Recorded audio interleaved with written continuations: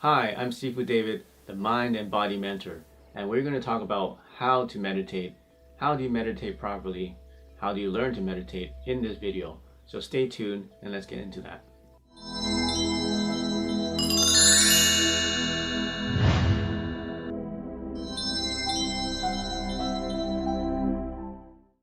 So I have been meditating since I was 10 years old. And back then I didn't even know that it was meditating. I was just doing it maybe because it was just a natural thing to do. You can call it similar to prayer. You can call it similar to imagination. But then I learned I was doing meditation since I was 10 years old. And it's only recently in the last few years that I've actually trained and studied how to meditate. But I think meditation is a very natural thing because we feel naturally we can feel forces beyond our person. We can feel forces beyond what we can see. So meditation helps us to connect with those forces in a natural way. So I've studied different types of meditation, Qigong meditation for martial arts, yogic meditation, Merkaba meditation, heart meditation, lots of different kinds of meditation that involves different things. And I found things that really work well together from different disciplines and different religions or different kinds of practices. So I've narrowed down meditation into 3 different aspects. So the first aspect is light. The second aspect is sound. And the third aspect is motion. So first let's talk about light. What is light? Light is a frequency. And without light we cannot see. And without light, we cannot see something as an object, or something is such a color, or something is bigger, or something is smaller. We need light in order to give us the information in our brains in order to see and be aware of what's around us. So one of the milestones of meditation is to be able to see without using your eyes. So what I mean by that is to see with your mind's eye, to use your mind's eye to be able to view such a thing. In everyday living, we have to use our eyes to see what's in front of us. We're looking at the computer screens, we're looking at our phones, we're looking at the road when we're driving. We open our eyes so that we can see. But then what happens is that we're using just the frontal lobe of our brains and all of our focus on the front part of our brains.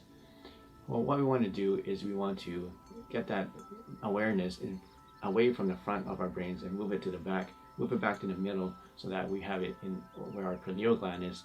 A pineal gland is actually the organ or the gland that produces luminescent chemical in your mind, in your brain. And the more you train and more you activate your pineal gland, also known as your third eye or awaken your third eye, the more light you'll be able to see when you close your eyes. For example, when I'm sleeping or when I'm meditating, I have my eye mask on and turn all the lights off, and I'm seeing all this bright light inside of my mind, and I'm checking my eye masks and checking the lights, and the lights are all off, and the eye mask is nice and secure. There's no light leaking through. They're nice thick eye masks. It's at nighttime, but I close my eyes and I can see all this light, all these colors. So that's a good sign. My teacher tells me is that you're starting to activate your pineal gland, and you start to create this new luminescent chemical that is actually secreting from your pineal gland in your brain. These are real chemicals that come out of that gland in your brain. So that's one aspect of meditation, is being able to be aware of light, and not just the regular spectrum, rainbow spectrum of light that we see, but other spectrums of light and frequencies that we do not see. And the more you train it, for example, some people can see auras. For example, I'm not that good at it, but sometimes I can see auras in people. Sometimes the darker auras or brighter auras or even different colors of auras in people or even objects or in your food or in plants or in animals. Everything has an aura. Everything has an electromagnetic field and gives off an aura. And if you have, some people are able to see these auras. So the next aspect of meditation is sound. How do you use sound in order to increase your spiritual awareness? Well, in many different cultures and religions and practices, you see people chanting, or you hear people chanting or singing or toning in order to combine with their meditation. And what that does is it actually helps you to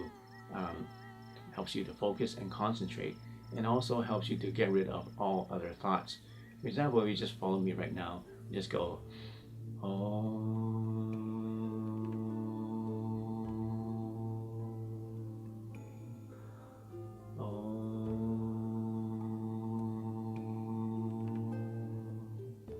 If you do that for a few minutes, you feel that if you just focus on your voice, you focus on the sound of your voice, focus on the breath that you're taking, and focus on the breath coming out, you begin to start to lose all those extraneous thoughts that are happening in your mind, and you begin to have more control over that monkey mind that keeps wanting to latch onto things.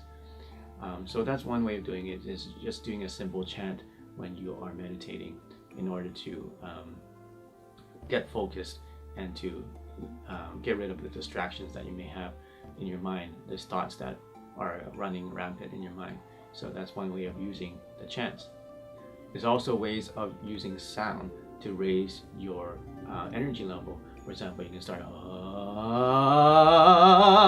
and then start going higher and higher with your voice, and that itself will raise your body energy level, raise your electrical level, just by doing ho ho ho ho ho ho. Basically is a vocal drill. Even singers use this, actors use this whenever they want to warm up. They would go from a low pitch and go ha ha ha ha ha ha, and then go up in tone like that. So that's one way of increasing your body energy. And why is body energy important? You need to have this electrical energy running through your body in order to activate those chakras, in order to activate your organs and your glands, and your brain and your pineal gland. So all the organs need to be working, and all the chi needs to be flowing, and that's the base of starting to really be able to go and meditate deeply, and to use those meditating organs and meditating devices in your body in order to achieve higher levels of spirituality. So the next aspect of meditation is movement. And by movement, there's more than one kind of movement. So most people would think of movement will be just the movement of the hands. And you can see this in Tai Chi, you can see this in Qigong, you can see this in Qigong, right? You can see the movement. But then that's just external movement. What other kinds of movement are there? There's also the movement of breath. Okay? Because when you're breathing in, you have the movement of air into your body, and then you also have the movement of air out of your body.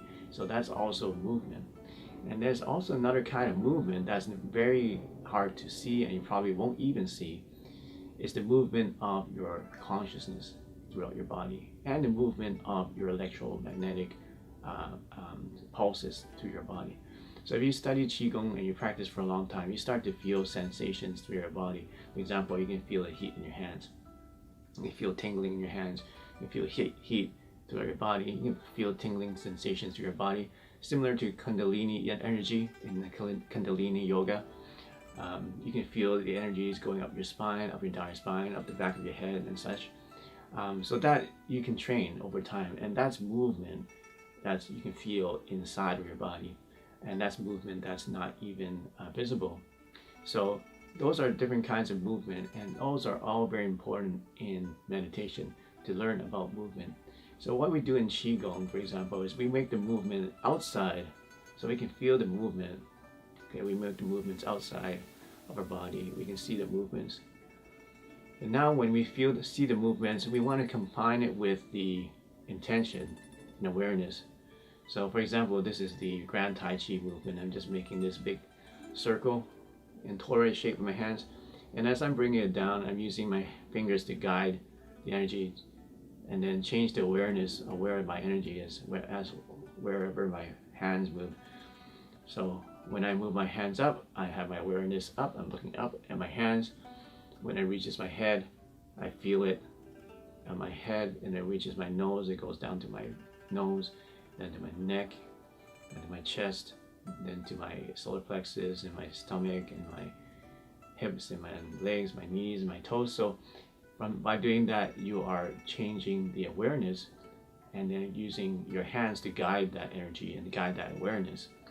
So once you do that a lot, for many, many days, many, many months even, then you can do it without even moving. You can just use your mind and experience the same awareness, changing your awareness with just your mind without using your body. and you can just move that energy through your body without having to move your body. Okay, so now we go from the external movement into the internal movement, and the more you do that, now you can start to control the movement of that energy through your body. Eventually, you don't even need to be moving. You can just be closing your eyes and be able to move that energy from different parts of your body, from one part of your body to another. So if you want to learn more about that, about the chakras and how that works, you can watch my video about what are chakras. And one way of using that technique is to be able to move the energy from chakra to chakra. So in that video that I did, I talked about the different purposes of the chakra and the locations of the chakras. So the next level of that is eventually you want to be able to move energy from one chakra to another, okay, and different directions too. All right, so that's one major aspect of meditation is movement, being able to feel the energies and be able to manipulate those energies throughout your body and throughout your mind, inside of your body. So here's a summary of what I just talked about. So from my experience, there are three main aspects of learning how to meditate.